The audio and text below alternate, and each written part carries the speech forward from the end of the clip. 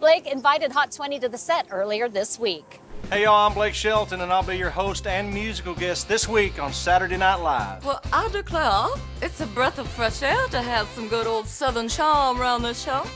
This weekend, Blake Shelton becomes one of only 8 country stars in the show's history to grace the SNL stage as host.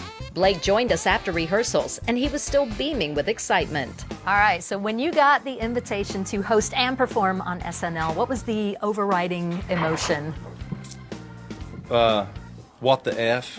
I think was the first thought that went through my mind. F for fear? Yes, that's exactly what it was. It's not something that I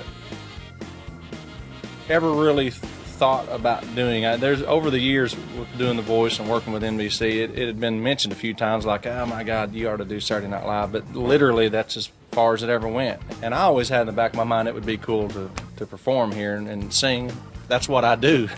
But this other stuff isn't what I do, so I don't know. I disagree. You make us laugh. This is a perfect fit. You know they can make you do crazy stuff. Are you ready for this? I'm ready. I mean, if there's one thing that you know about me and hopefully people watching at home is I am absolutely comfortable with making a complete ass out of myself. I mean, I feel I'm a natural at that.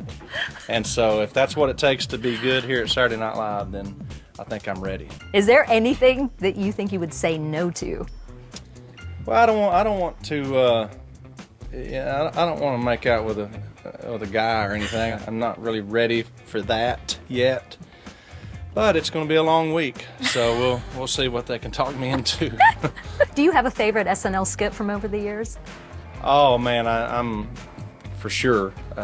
More Cowbell is still up there pretty high with me. I got a fever, and the only prescription is more cowbell.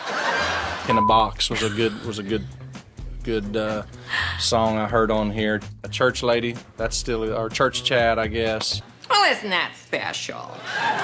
And the Hurley He Boy, I don't know if you remember that one. That was Adam Sandler and Chris Farley, and I still don't really know what they were doing in that, but it was just so freaking funny.